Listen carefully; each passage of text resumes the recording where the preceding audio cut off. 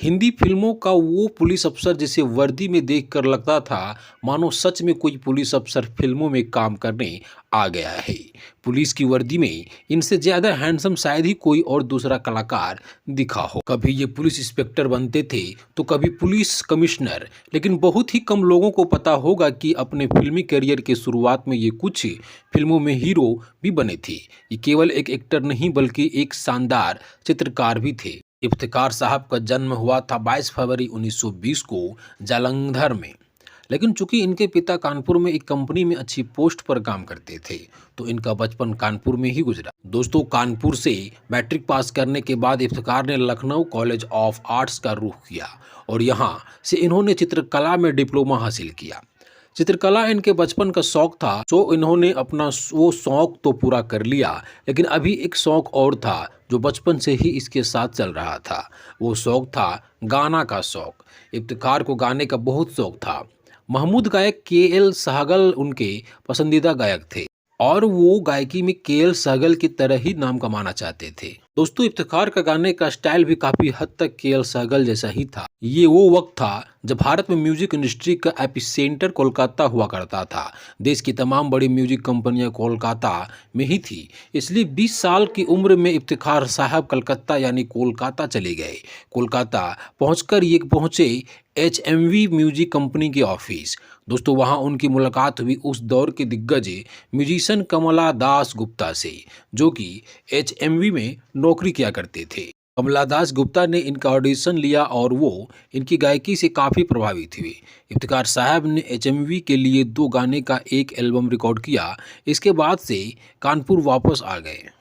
दोस्तों, कोलकाता से लौटे हुए इफ्तिकार साहब को अभी कुछ ही दिन हुए थे कि उन्हें एक टेलीग्राम मिला। ये टेलीग्राम उन्हें MP प्रोडक्शन ने भेजा था। टेलीग्राम में संदेश था कि जितना जल्दी हो सके इफ्तिकार कोलकाता आ जाए।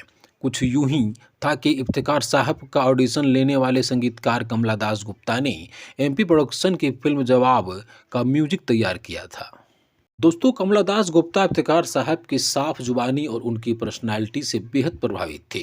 उन्होंने ही MP प्रोडक्शन में इफ्तिकार साहब को एक्टर की हैसियत से नौकरी देने की सिफारिश की थी। कमला दास गुप्ता की सिफारिश पर ही MP प्रोडक्शन ने इफ्तिकार को वो टेलीग्राम भेजा था। इस वक्त तक सईदा नाम की कानपुर की एक लड़की से शादी के लिए इफ्तिकार साहब का रिश्ता तय हो चुका था, लेकिन कलकत्ता में मिल रहे मौके को वो छोड़ना नहीं चाहते थे।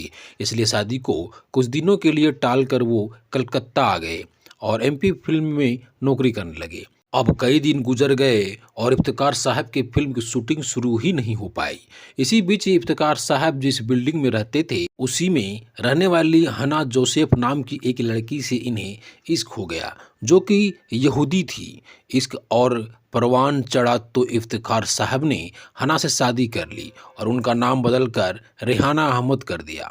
दोस्तों, सन 1944 में इफ्तिकार की पहली फिल्म रिलीज हुई थी। इस फिल्म का नाम था तकरार। हालांकि ये फिल्म आर्ट फिल्म्स कोलकाता के बैनर तले रिलीज हुई थी, ना कि MP प्रोडक्शन के, जिसमें नौकरी करने इफ्तिकार साहब कानपुर से कोलकाता आए थे।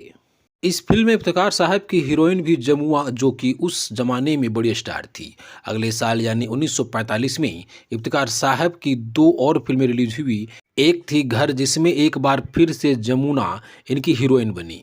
दूसरी थी राजलक्ष्मी और इस फिल्म में इनकी हीरोइन थी कनान दी। राजलक्ष्मी फिल्म से ही तलत महमूद ने बॉक्स ऑफिस पर बतौर गायक और अभिनेता अपने करियर की शुरुआत की थी। 1946 में इफ्तिकार साहब की बेटी सलमा पैदा हुई। अगले साल यानी 1947 में इनकी दूसरी बेटी पैदा हुई, जिनका नाम रखा गया सईदा। 1947 में ही ऐसा क्यों और तुम और मैं नाम से इनकी 2 और फिल्में भी रिलीज हुई। इन फिल्मों में भी ये हीरो थे। लेकिन जब भारत का बंटवारा हुआ तो इफ्तिकार साहब के माता पिता, भाई बहन और कई दूसरे सगे संबंधियों ने पाकिस्तान जाने का फैसला किया, जबकि इफ्तिकार अपने परिवार के साथ भारत में रहे। हालांकि दंगों की वजह से इन्होंने कोलकाता छोड़कर मुंबई आने का फैसला किया, लेकिन 1948 में ये कोलकाता से मुंबई आ गए और ख़ास तौर पर इलाके में मौजूद एक होटलों में उन्होंने मुंबई में अपना पहला ठिकाना बनाया। उस होटल का नाम था होटल एवरग्रीन। मुंबई आने के बाद एक बार फिर से इफ्तिकार को संघर्ष के दौर से गुजरना पड़ा। पैसे की तंगी आ गई थी। हालत ये थी कि कई दफ़ा घर में खाने के लिए भी कुछ नहीं होता था। मजबूरी में इफ्तिकार साहब की पत्नी हना जोसेफ उर्फ रेहान अहमद को भी एक कंपनी में सेक्रेटरी की हैसियत से काम करना पड़ा। दूसरी तरफ इफ्तिकार साहब को फिल्मों में जो भी छोटा मोटा काम मिल रहा था वो उसे कर लेते थे। इफ्तिकार की किस्मत बदलनी इस दिन शुरू हुई जब ये बॉम्बे टॉकीज में महान अभिनेता अशोक कुमार से मिले।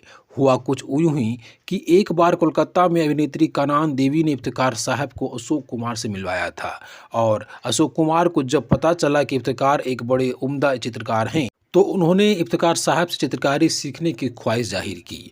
फिर जब मुंबई में अशोक कुमार इफ्तिकार से मिले तो उन्होंने आखिरकार पेंटिंग सीख ही ली। अशोक कुमार उम्र में इफ्तिकार से काफ़ी बड़े थे, लेकिन वो हमेशा इफ्तिकार साहब को पेंटिंग में अपना गुरु मानते रहे। दोस्तों, इस तरह का अपडेट पाने के लिए आप हमारे वीडियो को लाइक शेयर और चैनल में नए हैं तो चैनल को सब्सक्राइब जरूर कर लें।